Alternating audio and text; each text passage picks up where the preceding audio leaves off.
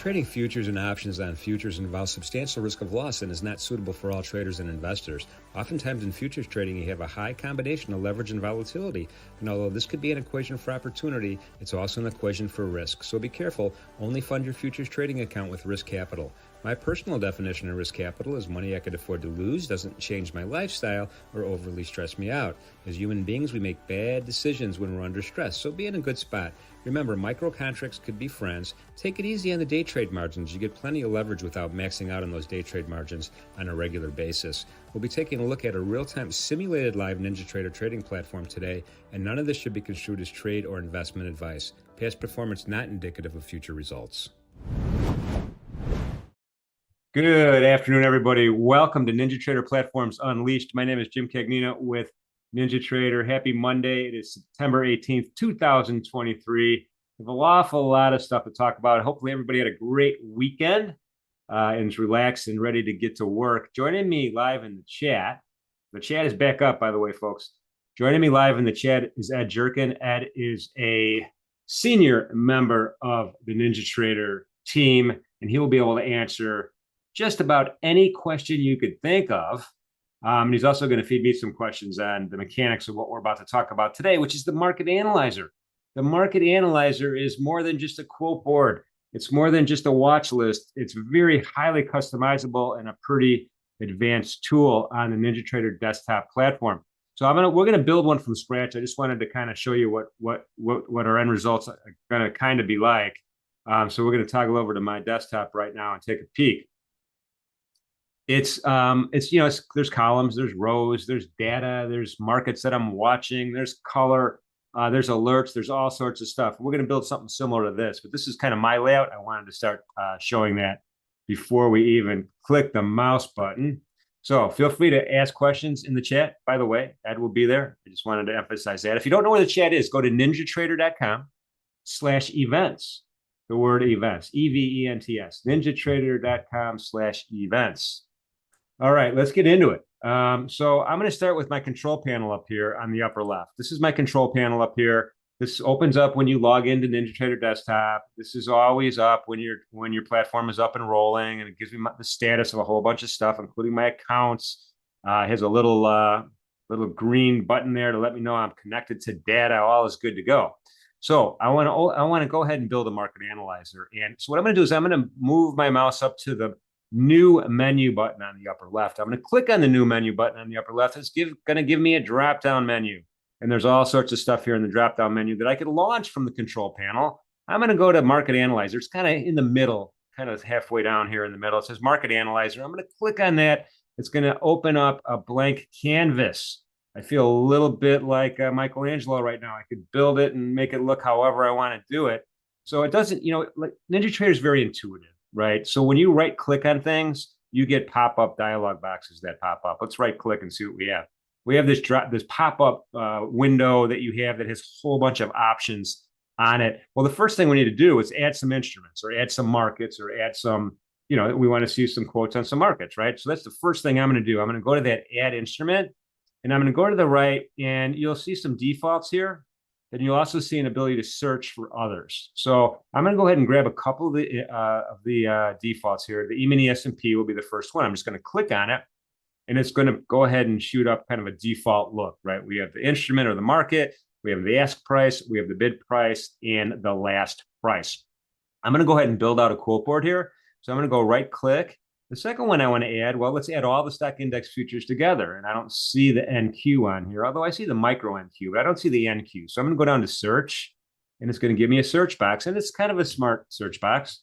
You type in a keyword, and you'll get some possibilities below at the bottom. I'm going to type in NQ because I know that's the symbol for the E-mini NASDAQ. And there it is, NQ. I'm going to double click on that. It's going to add a line. It's going to add a row of information for the NASDAQ.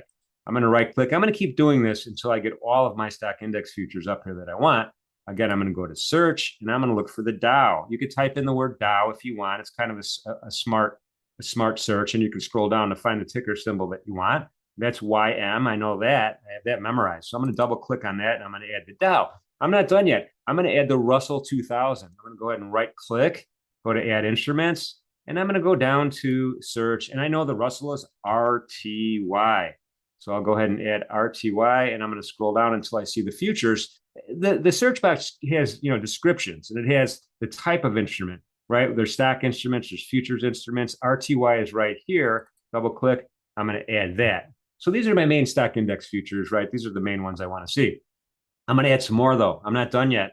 Let's go ahead and add some, I don't know, let's add some micro contracts. So let's add the micro E-mini S&P. So again, search. Micros start with an M. That's what their ticker symbol starts with, MES. I'm going to type in MES, and there it is. Double click, and now I'm adding them. You can see how this is going to go. Now, the good thing is I'm going to go ahead, and I know that I used to have NASDAQ right there. It's gone. I'm going to hit search again. I'm going to type MNQ. I'm going to get that one up. And so I have a couple of micros up here right now. So I'm going through this process. It's going to take a little time to build it the way I want it. So be patient. But once we build it, then we're going to save it. So you're never going to have to do this whole exercise again. So it'll be really, really easy peasy. Let's add some energy markets here. Let's right click, and I don't know, let's add crude oil. That seems to be a popular topic these days. Crude oil market is popping. The ticker symbol is CL for the one I want to look at. This is a WTI, light sweet crude. We could add heating oil as another energy market. Let's go to the search again, and that's HO. I know that from memory also. And I'm going to scroll down until I find it. It's the second one at the top. Double click. Lastly, let's add gasoline. We'll go to RBOB. RB is the ticker symbol, and there is RBOB gasoline futures right there. Okay, so this is a start, right? I could add all the asset classes here. I could add the treasury markets. We could add the metals markets. We could add Bitcoin, Ether, all of that stuff as asset classes you could add to your market analyzer. So we're going to stop right here for now. And I want to kind of organize this a little bit better. Okay, I want to organize this a little bit better. The first thing I want to do is I'm going to right click again, and I'm going to add a label row. But I want to click at the top, and I'm going to go add a label row. I'm going to click on that label row, and it'll give me the word label up here, right? That's the only thing that's here. So I'm going to double click on that, and I'm going to type in stock index futures. That's a label there. Now I want to add another label row for the micro E-mini stock index future. So I'm going to right click. I'm going to add oops, that was a blank row. That was a blank row. I didn't mean to do that. I'm going to remove that row. So you could add blank rows. I'm going to remove that for now. We'll add some blank rows in a little bit. So again, I'm going to right click, and I'm going to go to add label rows, and I'll just type in micro stock index futures. I could spell, kind of. All right, we're going to go ahead and add another label row for energies. Right click. I'm going to add label row again, and I'll type in. Oopsie. I'm going too fast for my fingers. I'm going to add in energy futures. All right, so now I got 3 categories. I could expand these categories. I could add more categories, but for now, we'll stop here. We'll add more later. Now I want to do some basic formatting, right? I'm going to go down to the bottom when that bar at the bottom, the gray bar there. I'm going to right click there, and I'm going to get I could right click anywhere, to be honest with you. I'm going to right click anywhere, and it's going to give me that same menu. And at the very bottom, there's properties. I'm going to click on properties. Let's see what we have. So in the properties area, this gives me the ability to kind of change the way that change some of the characteristics, like the font size is an example. The type of font I could change. The alignment of information I could change. I could make stuff bold, that kind of thing. So we're just going to go ahead and make this font a little bit bigger so we can see it a little bit better. I'll change it to 16. That's the first thing I'm going to do. The second thing I'm going to do is I don't like this yellow. I don't like the yellow in the background of my instrument list. And I could change it. I'm going to go down to where it says row changed highlight background. I'm just going to make it transparent. And so now when I hit the apply and OK button, it won't be orange anymore. Now I'm going to hit OK, apply and OK for now. We'll make some more changes as we go. Pretty simple, pretty basic right here so far, right? Now I could color the rows. I can color the labels. I could do some formatting. Let's go back and do that now. I'm going to right click again. I'm going to go to properties. Again, this is the same properties box I was just at. And I'm going to look for label row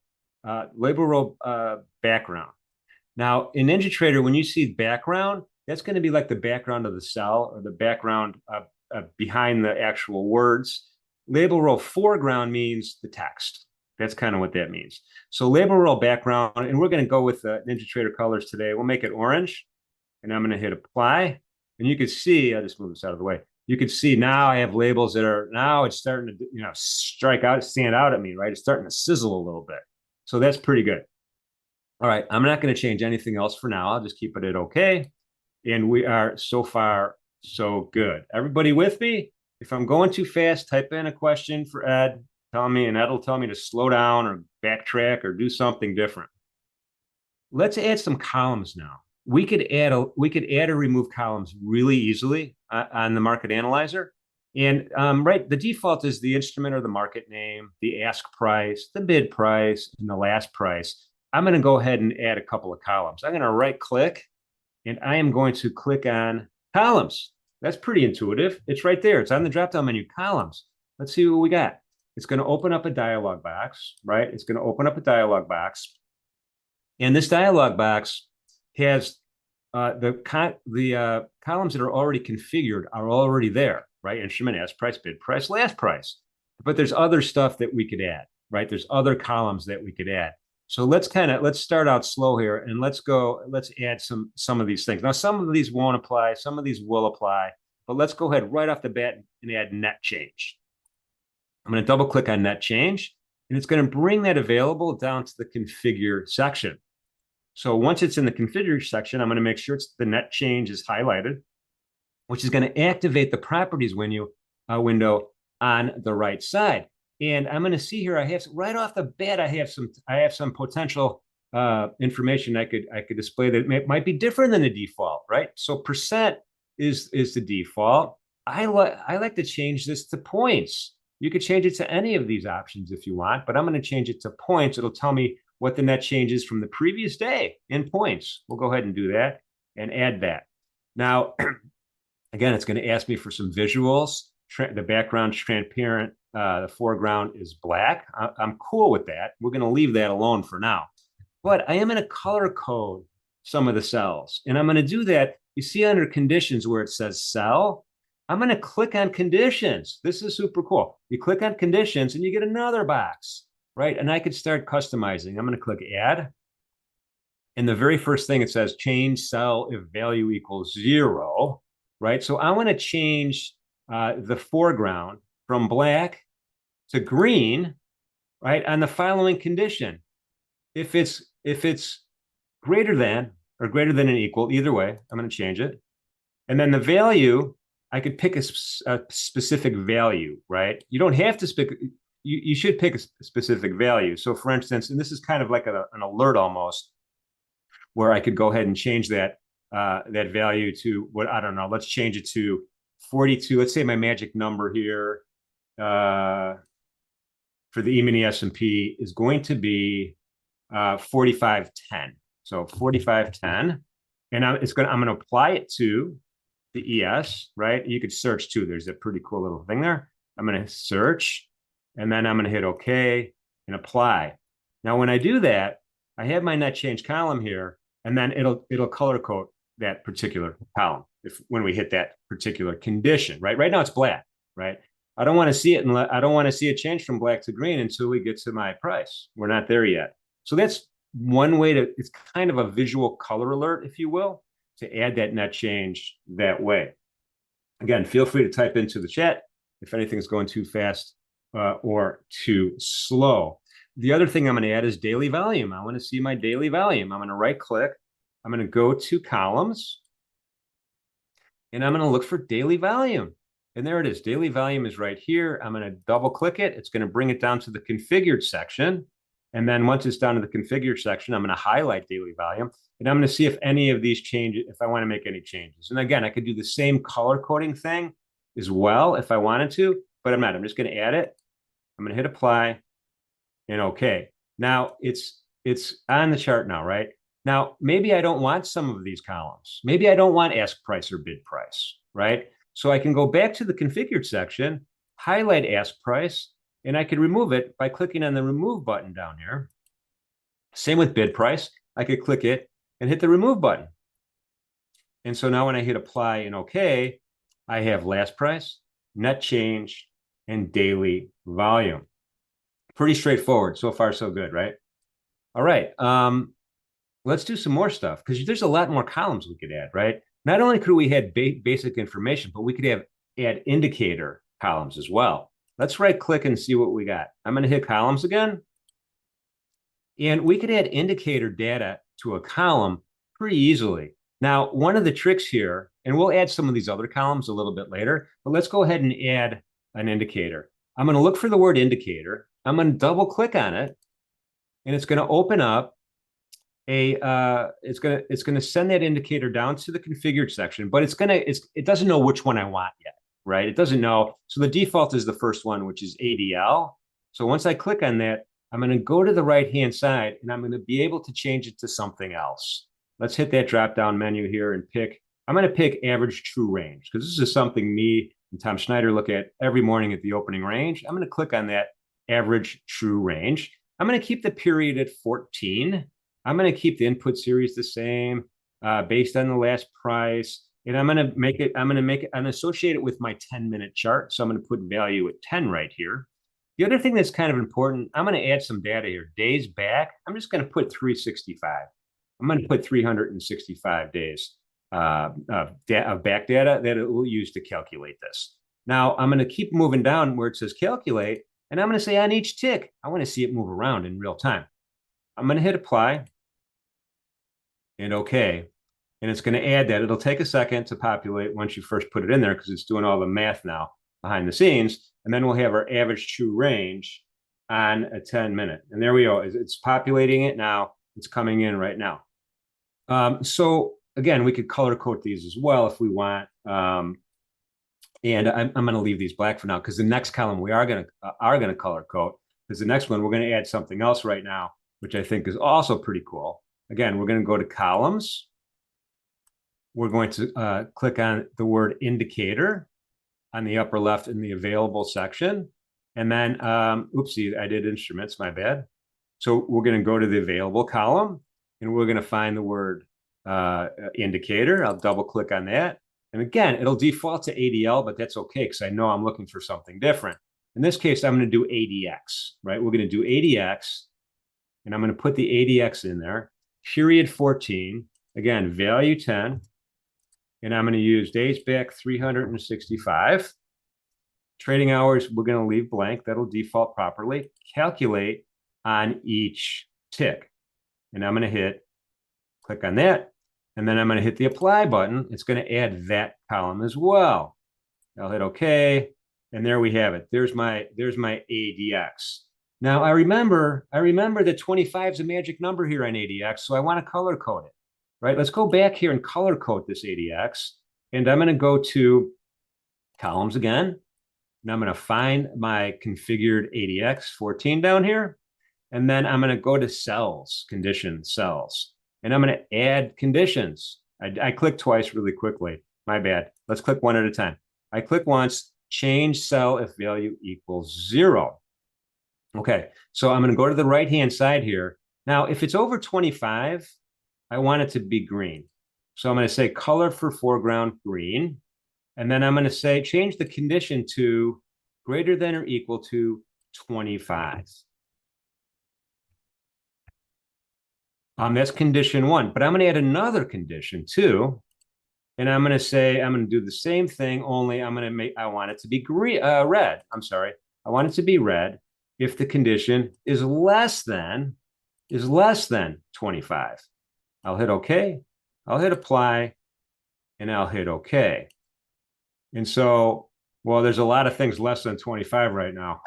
A lot of slow moving markets right now. Again, ADX is more of a momentum indicator, indication of momentum, and everything is kind of slowing up a little bit. So that's why it's all red. Something starts turning green, I'm gonna look at it. I want to see what it's doing. So that's how I just kind of do a global color change instead of the color change we did before, which was a signal color change. All right, so that's how you do that. Let's add another one. Another one I like to look at is the fast stochastics. So let's go ahead and add fast stochastics. I'm going to right click. I'm going to go ahead and go to columns again. I'm going to go to indicators again. And I am going to double click. I'm going to highlight the ADL one at the very bottom here. It adds them in order. And then I'm going to go to the top and I'm going to look for fast stochastics. And I think it's stochastics fast at the bottom here. There it is. I'm going to click on it and it'll populate it. Now, again, since I usually use 10-minute charts, I'm going to keep it as a minute chart. I'm not going to change any of the parameters. I'm going to keep it as a minute chart. I'm going to put a value in as at 10, right? I'm going to load some more days back, go 365 just to be safe. It's a lot of data. I'm going to change calculate on bar to calculate on each tick.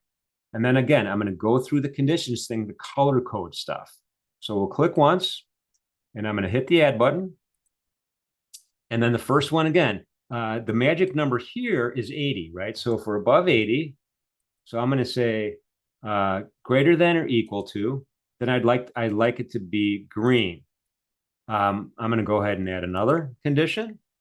And I'm going to do it for 20. If it's below 20, I'd like it to be red.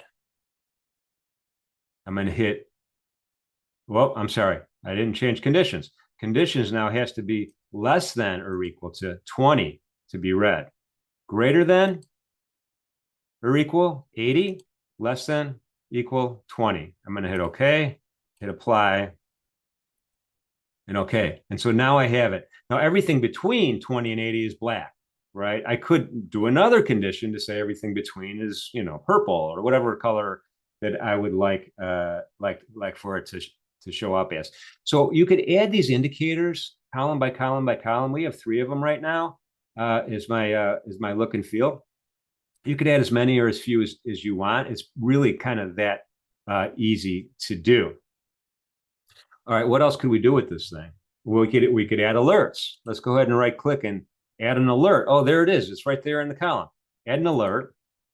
And let's do something simple. Let's say we want to know the condition is going to be for the E-mini S&P, we would like to know if the market goes above 45.20 is an example. So I can go ahead and set my contract up by clicking on that little magnifying glass. So it's going to apply it to the E-mini S&P as an example. And what is it going to apply? It's going to apply a condition, right? And the condition is simply going to be a numerical value, right? And it's going to be the value that we're interested in analyzing is 45. Let's just say, I don't know, we'll say 15. We'll make it a little bit closer here. That's the only thing we're doing here. That's the only thing we're doing. So I'm gonna hit OK. And now I'm going to go back down here to actions and I'll hit the add button. What do I want to do? Do I want to share a message? Do I want a pop-up dialog box? Or do I want to submit an order? I could submit an order if this condition happens. So let's go ahead and click submit an order. This is super cool. I'm going to pick the account. Now I have a few accounts, so I got to pick the right one, right? SimCag, And let's just say, as an example, I want to buy a contract on a market order if, in fact, my price gets hit, right? That 45.15. Maybe in my mind, it's like, all right, we're going to rally now. We broke through an area of resistance. I could apply an ATM strategy if I wanted to. I'm not going to do it now, but I'll hit OK. And I'll hit apply and OK. So now I've got an alert working, right? I'll get that pop-up box that comes up and says, hey, Jim, your condition, you just bought one at the market. You could do an alert so that you don't actually trigger trade if you want. Let's do one for crude oil as an example. Let's go back to alerts.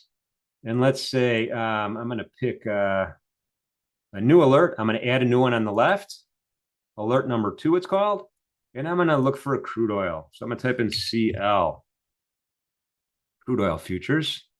And I'm going to select it. I've selected crude oil November 2023 contract. That is the front month. And I'm going to look for a condition. And let's say right now crude oil is trading at 90.82. Let's say if I want to know if this market trades 91 even, as an example. So pretty close. So I'm going to click here again. Again, I'm going to hit numeric as well. And I'm just going to type in 91.00. I'm sorry, that was not 91.00. That was 90.00. 91.00. And I'm going to hit OK. So I've completed this section. Now, the next thing I want to do is I want to add that alert, right? And we're going to do a pop-up dialog box, right? Pop-up dialog box. So this will pop it up. So if I'm not looking at the quote board or, whatever, I'll get this ding in this pop-up box once that condition is hit. I'm going to hit apply and OK. And we've created that alert as well. And maybe if we sit here long enough today, it'll actually populate. Is everybody with me here? How are we doing? Everything is good, right? We're starting to look a little bit like my original quote board, right? We have all the same columns. We have all the same signals. We have all the same everything. My original one has more markets. We could add some more markets if you want, pretty easily. Let's do that real quickly, just to kind of complete the picture a little bit. I'm going to right click in the white space. I'm going to choose add instruments. And then I'm going to go all the way down to my search feature. And I'm going to contemplate what I want to ask. Well, I want to add the currency. So I'm going to type in this letter 6, which is the symbol for most of the currency futures. And I'm going to see all of my options. We'll start with the Euro FX. Then I'm going to go ahead and add another one. I'll right click, search, type in 6, British pound sterling. That's a good one. Right click, instrument, search. And let's do another 6. We'll do the Japanese yen. Everybody loves the Japanese yen. So now I have 3 currencies. And remember, I want to right click and I'm going to add that label row. And then I'm going to double click on the word label and I'm going to write, oopsie. Oh, I'll change the font in a second. Currency futures 4X. 4X. And hit that enter button. And there you go. The font gets back to where it's supposed to be. And so I have another category. I could left justify the labels if I want by going to right click at the very bottom of the properties. Again, hit the bottom property. And it's going to open up that dialog box again. And I should be able to left click. Label row text alignment. Instead of center, I'm going to change it to left. Drop down menu, left, apply, OK. And there we have it. It's all the way we want it. Now, one other thing you could do, which instead of changing the cell, you could change the background text, right? You could change the background text. I'm sorry, the cell color background if you'd like instead. So, for instance, let's just go right click. I'm gonna go ahead and click on columns. And I don't know, last price is an example. And let's say I want to make that a lighter shade of orange. I'm going to go ahead and just format it. I'm going to go to color for background, which is the background. Remember, color for foreground is the text. So we'll go hit that drop down menu. I'm going to look for something a little bit more subtle. I don't know, maybe, I don't know, Navajo white. We'll see what that looks like. And I'll hit apply and OK. And it changed just that column. It changed the background on just that column. So now it's really starting to look like mine, right? The only difference really is my font size, and my original one was a little bit smaller than this one, and I have way more markets on there as well. So I have more markets on my. But again, you get the idea of how to add them. It's pretty easy. Some people like to provide a blank. You could right click and put a blank row to give yourself a little bit more separation. I'm just going to drag this one up. So you could just realign any of these by just clicking and dragging to a different position, letting go of your mouse. And now I put the E-mini S&P in third place. So again, you could add these blank rows as well. Some people like to do them. Some people don't like to do them. Totally, again, customizable, whatever is interesting for you. If you want to delete something, you're just going to right click and you just hit remove row. Really, really that easy. Okay, so we've covered a lot of ground today. We've learned how to create an instrument list or basically a quote board. We've learned how to add and delete columns. We've learned how to add indicators. We've learned how to color code data within the indicator. We learned how to set an alert for a pop-up box, and we learned how to set an alert to actually trigger a trade. And it was a simple trade. We could have done an ATM, automated trade management, with a simple bracket OCO or something like that, but we didn't do it. So the only thing I haven't done is really kind of completed this whole look and feel all the way down. And I'm going to do one last thing. I'm going to go ahead and add some of the metals markets, because that's a great market. Those are great markets to trade, right? I'm going to look for gold as an example, GOLD. Again, the smart search is going to pull up a bunch of options for you. And I'm going to scroll down until I find GC. There it is, futures, gold futures, double click, and I'm going to add it. We'll do the same thing with silver, right? We'll right click, we'll go to search. We're going to type in the word silver, double click, and it'll put that silver contract up there as well. Last thing again, remember, I am going to add my label row, and it already left justified it because I left justified them all with the properties area there. And I'm going to type in metals futures. Hit the tab button, and there we have it. All right, all right. Well, that's the market analyzer. That's it in a nutshell. I would really recommend experimenting with adding columns, adding alerts, adding, if you do add trade, if you do trigger trades from your alerts, you know, practice it in sim mode just to make sure you got that whole part down. You know, practice on customizing colors and all of that stuff. And it's you know, this is very, very intuitive. It's easy to size. You know, you could put your mouse between the columns to kind of make columns different sizes. You could use this window just like you would any other windows on a desktop and make it expand it or contract it.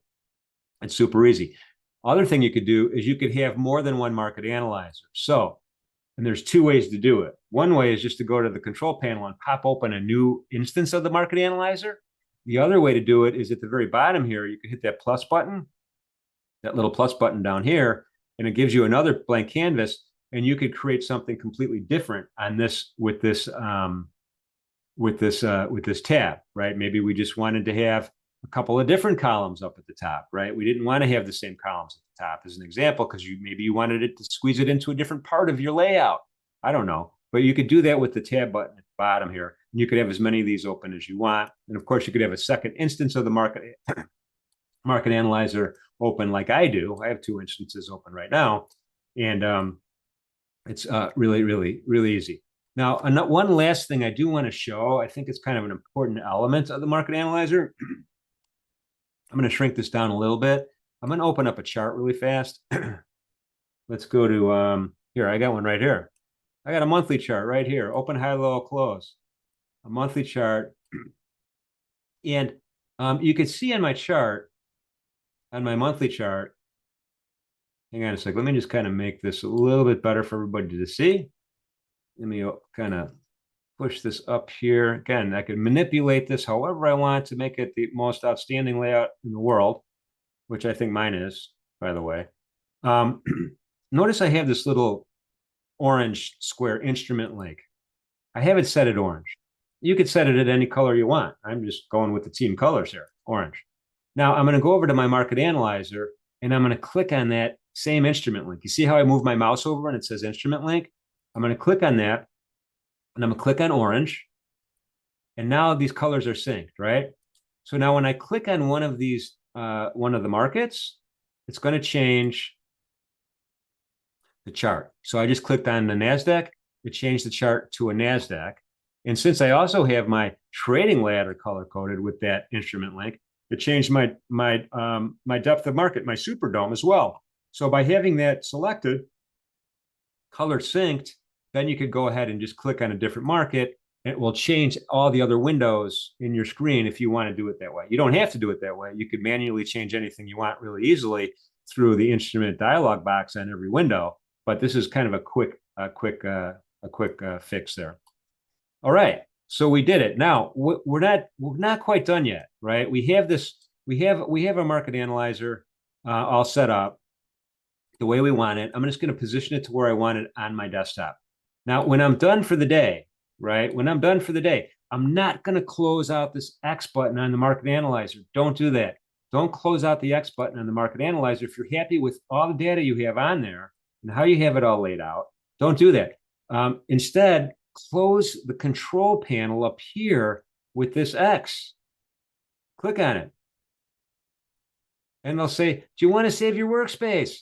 I'm going to say yes, because the next time I log in, it's going to have this exact same one up here right now. Got it? So make sure you always close it from up here. All right. Easy. We did it. We did it, folks. Appreciate everybody spending time with me here today at NinjaTrader Platforms Unleashed. We have a lot more work to do. We have a lot of great events coming up the rest of the week. Let me just run those by you really quickly while I have your attention. We have, hang on, I'm scrolling to my cheat sheet. We have opening range and bars closing every day, right? Opening range is at 9:15 East Coast time. Bars closing is at 3:15 East Coast time in the afternoon, and that's with me, Tom Schneider, and Michael Burke.